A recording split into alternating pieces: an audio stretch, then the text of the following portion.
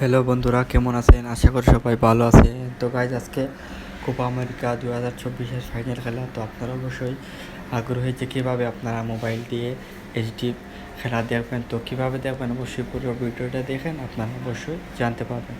তো first of all আপনারা Android বা আইফোনে কী করবেন, অ্যান্ড্রয়েডে যাবেন প্লে স্টোর, আর অ্যাপলে যাবেন অ্যাপ স্টোরে। তো ফার্স্টে আমরা অ্যাপ স্টোরে যাব। তো আমরা গিয়ে সার্চ করব নোভা, NOVA, নোভা যেটা আছে নোভা স্কোপ। তো এটাতে ক্লিক করব।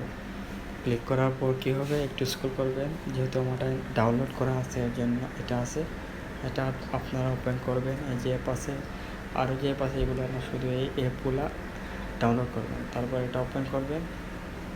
ওপেন করার পর এটা ওপেন হয়ে যাবে।